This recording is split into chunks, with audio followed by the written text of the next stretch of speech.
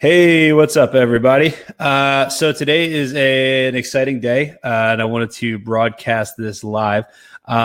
Basically, today I am going to add my 500th member to this group. You can see right there, we got 499 members. I've actually got 5 people that want to join the group. A few people wanted to join over the weekend. And I didn't add them because I kind of wanted to create a video about this because this is a pretty interesting thing. And while I'm doing this, I want to share 500 things that I've learned about joining a Facebook group. I'm just kidding. And actually, I'm gonna share 5 things that I've learned about creating a Facebook group. And it's actually really simple. It's actually really cool. But first, let's go ahead and without further ado, let's get the 500 in here. So it would be Steven Scribber. He doesn't even know it, but he is number 500. And then I'll just go ahead and approve the rest of these guys as well. Group funnels optimized. There we go. All right, so let's take a look here and see. All right, 504 members. And this is a pretty big accomplishment because this was not easy to do, because I'm not sure if you know this or not, but lawyers do not like marketing people. That's one thing that's been pretty interesting. Let's see, I'm using some new software here, so I'm trying to figure out why I'm not switching screens. There we go. All right, got it. I'm using this new software for my my webinar stuff, and it's pretty cool. I don't know if it's going to work or not, but it has all kinds of fancy graphics. So let's, without further ado, get rid of that. All right, so here we go. 5 things I've learned from 500 members of my Facebook group or something. I don't know. I don't have the title written down. But basically, here are 5 things that I've learned. And let's see if I can get my graphics going here. All right. Number 1, at first, creating a group absolutely sucks. And the reason I say that is because when you first create a group, there's maybe only a couple people in here. For about a month and a half, it was pretty much my business partner, my mom, and like a few of my friends. But it was really important that I went through this period because, one, I learned how to actually talk on camera and how to, create content, and just got used to creating content. And the reality is that most of my content sucked in the beginning. But because nobody was watching it, it didn't matter. And then I got comfortable. And then by the time I was comfortable with it, miraculously, my stuff was pretty good. So, and it's still not pretty good. I still mess up all the time. But, you kind of get over that, and you kind of start maybe not caring so much. And, as long as you're providing value, you focus on providing value and not necessarily about getting everything perfect. So that's a huge thing. So now that brings me to point number 2. Provide value. And that's the biggest thing I can't emphasize enough. So many people create these communities and create these groups, and all they do is they try to sell their stuff to you over and over and over again. The reason that I've been able to do so well, and that I've actually kind of thrived in a environment where lawyers get hit up by marketing companies left and right. So and a lot of them have been really burned by marketing companies. So what I'm able to do is, by providing value, I'm basically making it so that I become an authority figure. And you can do that as well. So if you create a community, don't try to sell every time you talk to your community. Provide value, because the biggest thing is that if you can provide value for someone else, then they're going to trust you. And then eventually, when they do want to hire you for something, they're gonna reach out and hire you. Next thing.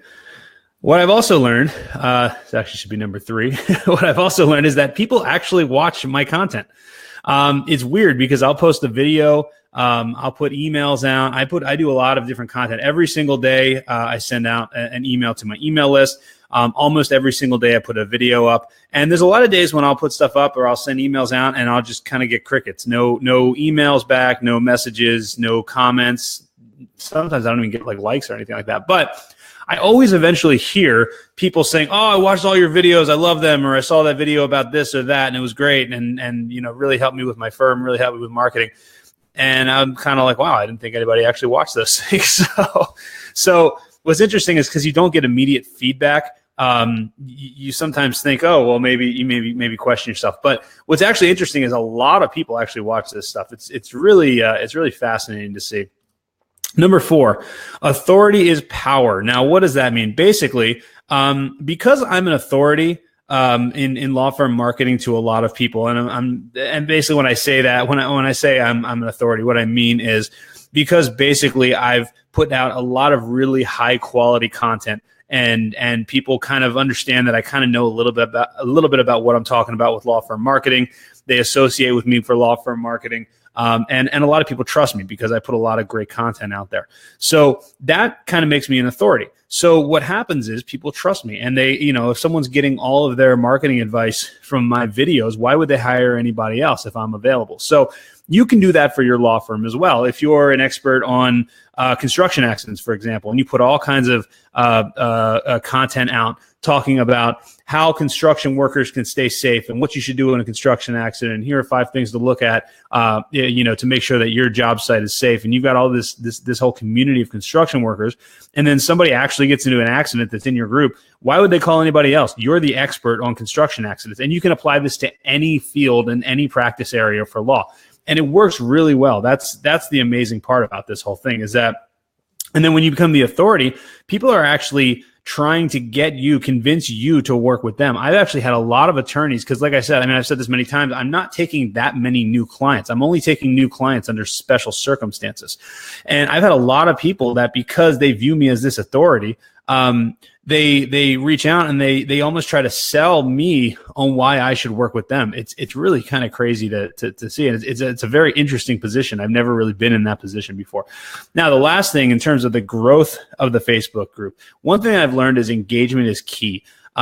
Whenever I post, whenever I create a post, or even it's not even me, sometimes somebody else will create a post and it gets a lot of engagement. What I notice is that organic people joining the group organically, that number really spikes up.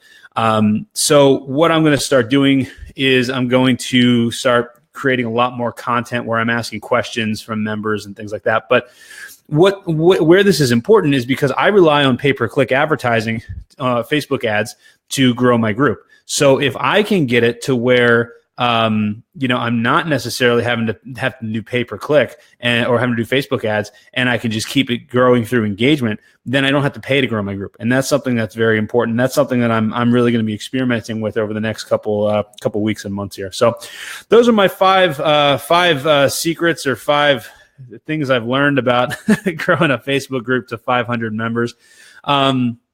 The other thing, I should have added number 6, but 5 goes into 500. Maybe if I get 600 members, I'll do 6 things I've learned. But another thing is patience. And that's something that a lot of people don't necessarily have. I know I'm horrible when it comes to having patience, but what you just kind of have to understand is that it just takes a little bit of time. It doesn't happen overnight. I started this group back in November, and I didn't hit 100 members until I think February, and then it just kind of snowballed from there. By March, I was at 200 members, and then by April, I was at 400 members. And I think this last 100 really only took me like 2 or 3 weeks to get to, which was pretty cool. And I think it'll keep growing even faster than this. So it just kind of starts snowballing. So if you're working on building a group, building your own community, just give it a little bit of time. So let me ask you a question. What do any of you have your own Facebook groups? Have you wanted to start one? If you don't have one, do you want to start one? And if not, why don't you have your own group? I've been kind of preaching about the power of Facebook groups and building your own community for a while, but I'm just curious, what's stopping you? What's holding you back? Talk to you guys soon.